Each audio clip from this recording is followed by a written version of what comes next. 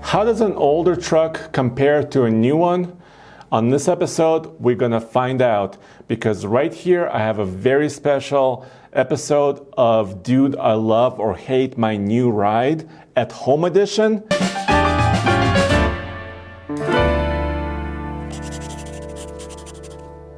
And Brad from Idaho submitted an old versus new.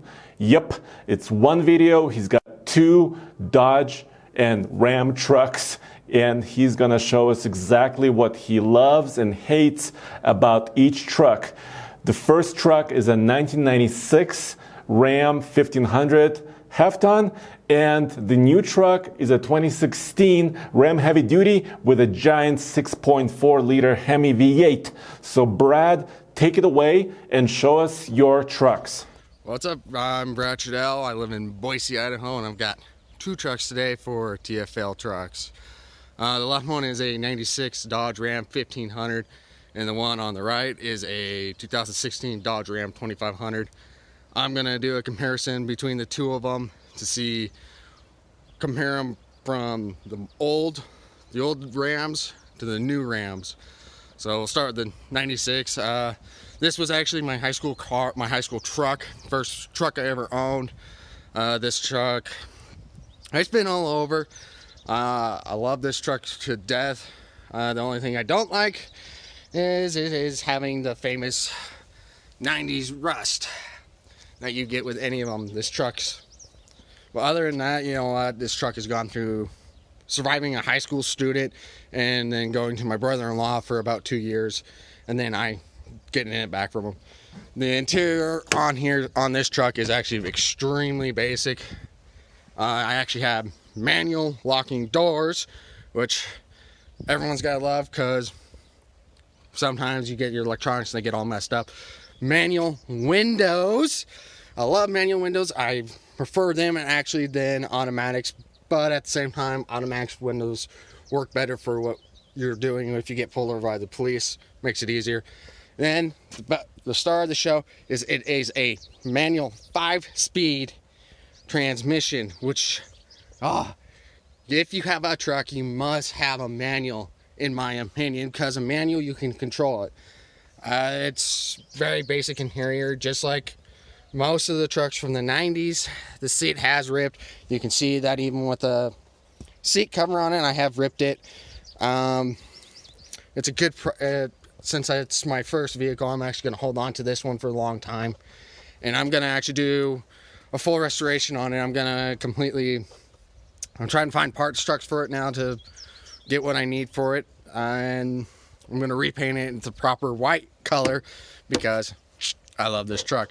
And on top of that, I probably will not rebuild this engine, because this engine has never let me down. It has 205,000 miles still running on the factory engine, all factory parts except for a couple things that did die on me. Things that I've had to replace under the hood. I've had to replace the alternator, which is very common with any vehicle. Battery is normal. I still am running the old style air cleaner. I've thought about switching it, but not fully sure. I'm one of those people that love to keep it a factory. Other than that, it's a very bare bones truck. One thing I would have had changed if I had bought this truck back in 96 is I would have had probably tried to get the CD and cassette player, but when we bought this truck, they already had the aftermarket radio in it, and I've been trying to find one. They're harder to find than you think. Moving on to modern. This is actually my tow vehicle. I use it to tow when I need to. Mostly I'm going to be towing. I tow like a trailer that ranges from, when loaded, I get it up to about 7,000 pounds. And I know many people will say, well, why do you need a 2,500? I'd like to have if I need to tow something even heavier, this truck can take it. This truck is rated up to 13,000 pounds. It is a true heavy duty truck. It used to belong to my father. I traded I had a 2010 GMC that I actually traded him for so that way he could go get his new truck because I did not like what was going on with that GMC that I had. When he bought this truck very brand new. He chose the top of the line. Actually, he had asked me to build him this truck specifically. The only difference between the one I had built and this one was the color. I had chose blue because I love blue, but this is what they had, so he got. He did do the add-ons for the running boards, which I do like, but I do have to say that in the winter, especially if you're in like mountain locations and then you love to use salt, these will burn out on you. And that's one thing I don't like, that the motors will burn out. But other than that, they're really great. It makes it easier. You can simply just step and now you're in the truck, because everyone knows the new 2500s and 3500s are all really tall. If you don't have those in there, it makes it a little harder to get in. But I'm a 6 foot tall guy, so it's pretty simple for me to get in. The only thing I would have probably changed is basically paint. Other than that, this is the truck that I built specifically as if I was going to buy it. And that's what my dad wanted. My dad and I have about the same taste in how trucks are. Interior is the top of the line for 2016. I do drive this mostly every day, and well, every other day I drive this one, and then I'll go back and I'll drive that 96 for good reasons, because as old as it is, I don't want it sitting for so long. I don't want it sitting for a week and then driving on the weekends, because I did used to do constructions, and that's what the box on the back of that truck is for, is because because I was working constructions, I was doing concrete, I needed something to store it, because beforehand everything was in that cab. But I do switch them each day for good reasons. As you can see in this interior, it's very top of the line interior. I love these small screens. I prefer to have this than over that new 12 foot screen. The cups holders on this truck are amazing. The storage to this truck, you got the first one right here is your center console. It's got all the storage on top, and then on top of that you've got your glove compartment, and then a bottom glove compartment, and then you even have your side here. And what Ram did was they built these trucks specifically for people who work all the time. These trucks are built for everyone. The other thing I love about this truck is when you go to fold up these seats, you can put these down and you'll have an actual flat layer. And that actually helps a lot. This truck has been all the way up to Smithers, BC. And when we were going up there, it was really good. The gas mileage was about, I think we were averaging 16 miles to the gallon. And that's with a 6.4 Hemi. A lot of people always tell me, why didn't your dad get the diesel? We don't tow enough to justify that diesel. And on top of that, we will actually use these trucks to go off-road. And if you honestly think about it, a diesel is heavy off-road. You want something light. And I'd rather have the light off-road truck. If I towed about twice a month, I could justify having the diesel. But as of now, I don't tow enough. So I'm using this basically as a car, but I still will tow with it. I will tow my car around I have a classic car that I take to car shows that are far away from here. I'll go down to Jackpot, Nevada with that car, and I'll tow it with this truck. So let's compare and contrast the bodies. The front ends, if you honestly look at it, they're not too much different from what they actually were back then. They're a little more well-rounded off, more aerodynamic compared to the more boxed off. But in all honesty, there's not too much difference between the 96 and the 2016. The only difference now you'll see on the newer ones is on the grill. They're no longer doing the cross, which for what they're doing, I understand why they're doing it. It gets more airflow into those trucks, more air cooling ability with it, and more horsepower can be pulled from. But at the same time, you're losing the rigidity that you had with these crosses. That's one thing that I don't like about the new ones, is you're going to see these are not as strong as they are. Those grills are just as bad as the new ones. They will break if you hit them right. The other good thing about this truck, it actually has recovery hooks. Brad, I really like your 1996 Ram 1500 with the Magnum V8 engine under the hood. And this is your first truck, and you still have it. It has over 200,000 miles, and you're planning to fully recondition it, rebuild it, repaint it. I love that. And of course, your new crew cab is way bigger. It has a giant Hemi engine under the hood, and I want to see more about it. So let's check it out. And I do have the tow mirrors. I prefer these over than what Ford and GMC are using. With my GMC, I always had a hard time seeing out the right side. I was always blind on this side, and I didn't like that. Tailgate, I would actually prefer that I had those Ram boxes. And right after my dad bought this truck, he decided that he wanted a tonneau cover, and this tonneau cover is actually really good for gas mileage, because it's actually makes your airflow slimmer, makes it more flat, so you're getting better gas mileage with this. So in town I can get about 15, and on highway I get about 16, 17 miles to the gallon, depending on how fast I drive. We have taken this truck off-road a couple times. It is a 3/4 ton, so yeah, the ride's not as good. And this actually does have the leaf springs. That's how come it can tow the 13,000 pounds without squatting. Coming to this truck, this actually is the truck that I used to help. I killed my first deer with this truck, and it goes everywhere. The little 318 that this truck has is bulletproof. The only thing I wish I could do some stuff to it to get the more power out of it, but at the same time, then you're losing. I feel like I'd lose the stoutness of the 318. I mean, I could probably do things to make it work better. The fuel efficiency on the 318 is okay.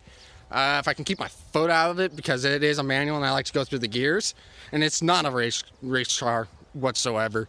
318 was not a powerhouse truck. It wasn't meant to go fast, even when they had them, even back in the old LA blocks, because there is a difference between 318 Magnum and the 318 LA blocks. These actually have hydraulic lifters with a roller cam. So, and the old 318 LA blocks were all tappet cams. So you actually are getting more reliability out of a Magnum 318 with the hydraulic rollers and lifters because of that. The other thing, I don't care what anyone says, every 90s Dodge will do this, where they'll run. I don't know why. It's just probably because of just how cheaply made these grills were. And as you can see also, that the paint is peeling on this truck. Almost every 90s truck you see, any 90s cars are going to be doing the same thing, because they were using cheap paint, cheap bases on these cars. And when I do go to restore it and redo everything, I'm going to I'll do all the hard work. I'll make sure it's all straight and everything. That mirror, a good story is, don't let your dad drive on the side of a mountain, because he'll hit a tree with it. So comparing and contrasting, this truck is actually a lot more quieter than this truck, but because this actually has more sound deadener, and that's why that truck is actually even heavier than this truck. But comparing and contrasting, they're pretty close into what they can do. Towing wise, this will always tow more, but this one can tow up to 6,500. If I had the 360, I could go up to 8,000. I wouldn't tow with this truck because of the mileage on it. I'm not afraid that I'll throw the rod or anything. I just want to make this truck last as long as I can, because in the future, I want to be able to give this to my kids, so that way they can not take as many people with them. And because this truck does not have the crumple zones that these modern trucks have. With this one, if you hit something, it's less likely to actually bend the fenders back in or any of that. These trucks can take a beating. Proof of that is that when we were hunting, and the same day that we destroyed that mirror, my dad bounced a rock off of the, right here on the rocker arms. We were going up and he bounced a rock with this truck. I got out to check to make sure there was no dent. That is solid. That did not get any damage. That's why I want this truck. And for what we paid for it and for what it's been through, this truck is a champ. It just never quits running. The only time it ever quit running is because battery went dead on it, and the battery that we had in there, that when we got it, it wasn't the best. It was a Walmart battery. Battery I have into it now is an actual it is a O'Reilly's battery, and it works. It works for what it is. It is a true 4-wheel drive truck. You get to grab the shifter and you get to pull it. And the disc brakes, front disc, rear drum. So stopping is, you got to work to stop it. But it stops when you need to stop it. And if you can't stop, you just downshift.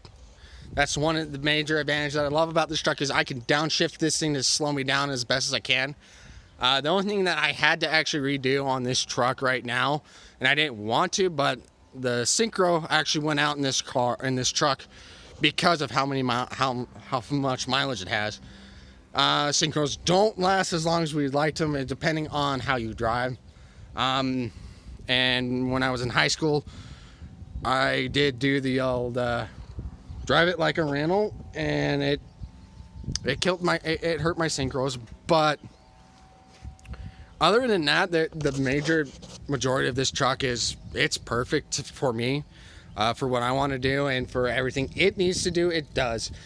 This truck has never left me stranded anywhere. It climbs a brick wall. And I know a lot of guys will say the same thing about the 90 Chevys and the 90 Fords. But in all honesty, if you look at what is on the road nowadays from the 90s, you see more of these now than you see of the 90 Chevys and the 90s Fords, because these trucks just run. You can either have the 360 or the 318, and if you got those two engines, they run. They run for the longest time, and they're just perfect. They're bulletproof. The 318 is the most bulletproof engine, I would say, that Mopar ever produced, except for the Slant 6. Slant 6 is just even more stout than that engine. But for the V8s, I'll take a 318 in a truck, and I'll go off-road with that truck because I know it can climb. Coming to the modern day Hemis, I've had 3 Dodges in my lifetime. I've had the 96, and I've had a 2006, and now I have this 2016 Ram. That 06 I actually had the 5.7 in it. It was a good engine. It was a really good engine until you blow them up. Then you have an issue. But other than that, and if you don't suck water through them. But that was my own fault. This 6.4 Hemi. I love this engine. I would say it's one step down than the 318 in reliability. We've never had an issue with this truck. One thing I do have to say that Ram needs to really figure out is, from factory, their tires. Those factory tires are not the best, especially if you're trying to do off-roading. The only ones that have the good tires for off-roading would have to be the Power Wagon, and I feel that if you're gonna do a good off-roading tire, the Wranglers are not actually the best. They don't clear as well as what these BF Goodwrench TKO2s can do, or the KO2s. These KO2s, actually, I found that they grip better and they clear out better than what those Defenders can. And on top of that, these tires have a 3-ply sidewall instead of a 2. And to contest to that, when I went out hunting this year in my uncle's Jeep, he had these exact tires on his Jeep, and we were going through Obsidian, and the Obsidian was rubbing the sidewall on that tire, and it did not cut that sidewall whatsoever. So if you got, and that's what I think Ram needs to step up to, is these tires or something even more aggressive on all their trucks. I understand that they're doing highway tires for good reasons. They don't produce as much sound as these, but they don't offer the grip that you can get with these. I'm not saying that if you're towing, that's fine to have a highway tire, but you need to make sure you have the right grade for them. But until you could see that, even now, even back in '96, I would say one important thing about both of these trucks is your visibility. In '96, actually here, I'll show you. We'll look at the visibility that I have with this truck. Even with the extended cabs and the club cabs, I look at my visibility through this truck. I mean, you can see way over there, and then even way over here, and then even behind.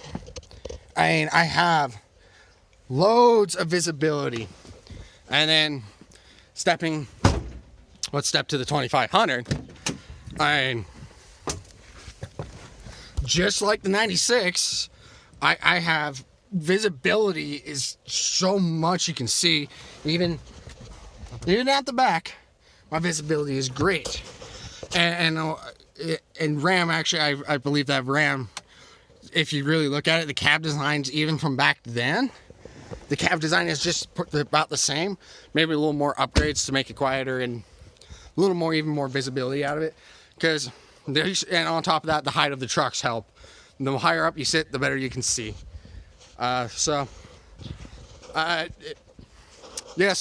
I love both my trucks, but if I had to choose between this one and that one, and also depending on what I'm doing, if it comes to towing, I'm taking that to tow because that sucker can tow like no tomorrow. But if it was to really come to off-roading, I'm going to take this one for two major reasons. One, it's a short wheelbase truck. It's 119 inches. So even compared to a four-door Jeep, that's my sister's Jeep, a four-door Jeep, this thing can go just about anywhere they go. It's even shorter than the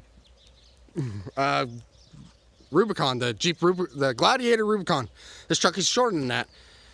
And it's a manual. This manual transmission has always done what I need it to do, and it works for me. So comparing and contrasting them, we'll go back to that quickly. I don't see too much of a major difference besides one being a half ton and one being a 3/4 ton. Styling is about the same. This one is a little more, that one's more rounded, and that one is more squared off if you really look at that. Other than that, they actually look pretty close to what they were. From 96, the 90s, to 2010s, there's not too much of a big difference. Thank you. All right, Brad, that was a really detailed review of both of your trucks. Thank you for sending that in. I can see exactly some of the issues you did have with your older truck, although the original powertrain is holding up nicely. And of course, I really appreciate some of your comments, especially about the tires and some other features of your new truck, your big rig, heavy duty.